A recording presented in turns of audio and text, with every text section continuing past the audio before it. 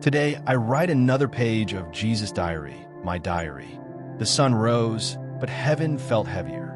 I had already washed his feet, already broken the bread. I had looked Peter in the eyes, knowing he would deny me before the rooster sang. But knowing didn't soften the feeling. It wasn't the words that hurt, it was the silence after.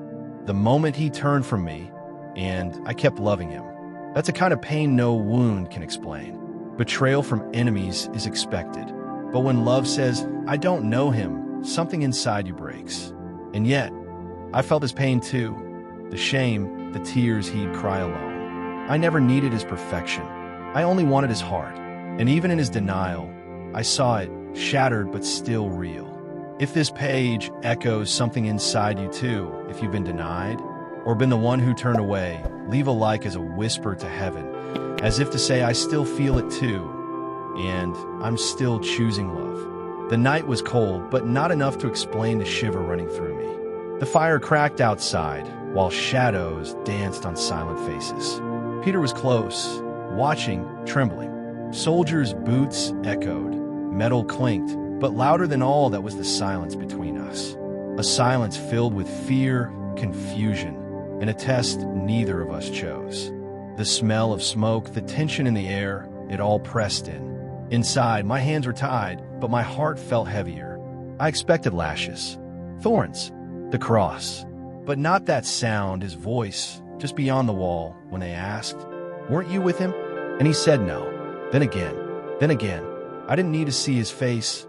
I felt the tremor in his soul, the war inside him. He had once walked on water. Now he walked away. And that moment of forgetting, of fear winning, echoed louder than any rooster's cry. He was just beyond the flames. The same man who once stepped out of the boat in reckless faith now stood wrapped in the fear of being associated with me. His shoulders were tense, his eyes darting around the crowd like a man trapped between two truths, the one he believed in and the one he feared would cost him everything. I watched him from the distance of one heartbeat. That's how close I felt to him, even in denial. Peter, the one who said he'd never leave me, the one who cut off a soldier's ear hours before, the one who swore he'd die by my side. Now, faced with nothing but words and suspicion, he couldn't even say my name. And I felt it, not in my ears, but in my chest. A tearing that no whip could cause, a silence that no trial could deliver. He wasn't trying to wound me. He was trying to protect himself. But sometimes, the deepest wounds come not from enemies, but from those who love you and still walk away. And it's in that moment that the world becomes quiet. Not because no one is speaking, but because the voice you needed most went silent. I didn't hate him. I didn't blame him. I knew this moment would come. I had even told him it would. But knowing doesn't mean you're ready. And when our eyes finally met through smoke, through noise, through distance, it wasn't anger I felt. It was recognition. I saw the boy and the fisherman, the ache behind the denial, the breaking of a heart trying to be brave, but failing. And in that look, I whispered something the crowd would never hear. I still love you. And that sentence, left unsaid in sound, was written across my soul. It didn't stop the pain, but it carried the weight. Because sometimes the heaviest betrayals were the face of love.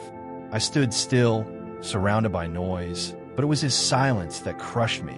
The rooster crowed, just once, but it echoed through my bones like 1,000 judgments. Peter's back turned as if to walk away, but he paused. Our eyes met, not in anger, not in condemnation, just recognition. His lips trembled, his breath caught. He didn't say anything. He didn't need to. I'd already heard everything, in the tremble of his soul, in the weight of his shame, in the way he couldn't look away fast enough. He was broken, and I, who had just been beaten, spit on, and dragged through the night, felt my heart break too. Not because I lost him, but because he thought he had lost me. That was the real wound, that he believed one moment of fear could undo everything we had walked together. That denial could undo love. That shame could erase calling. And as he disappeared into the shadows, I wanted to scream through the wind, "Peter, I still love you." Even now, but I didn't. I just held the pain. Let it settle into the same place. I was carrying every burden of the world. Because love doesn't need to shout when it's real. It stays, even when betrayed, even when denied. In that moment, I didn't feel divine. I felt human, deeply human. And that is the part no one ever saw. Not the whip, not the mockery, but the pain of being left by someone who said they'd stay.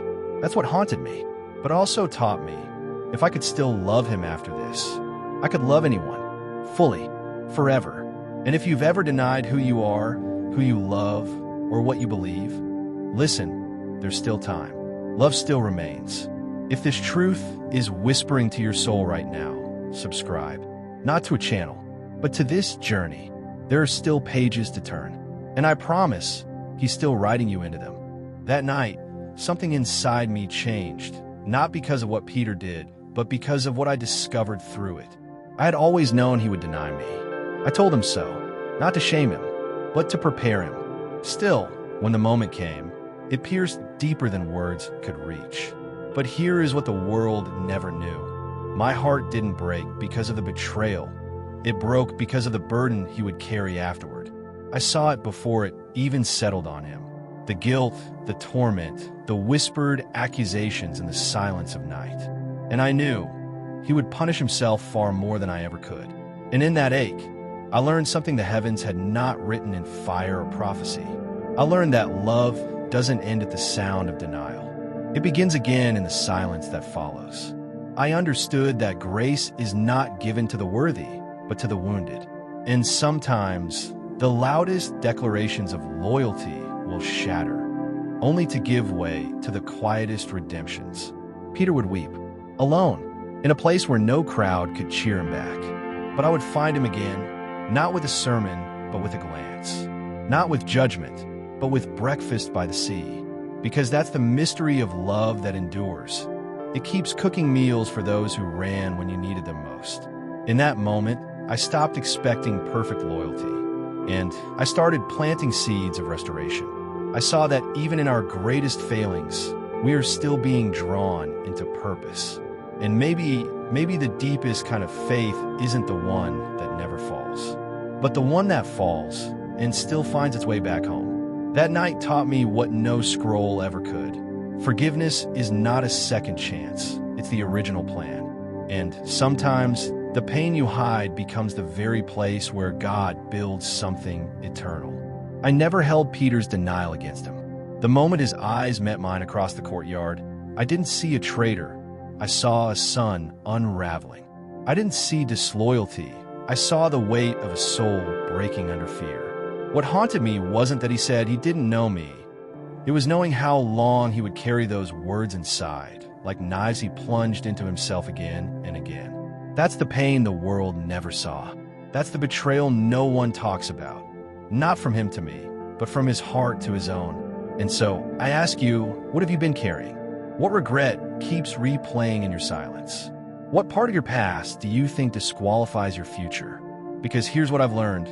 The greatest betrayals don't come from others. They're the ones we commit against our own worth, our own calling, our own hope. And still, grace waits. Still, I wait.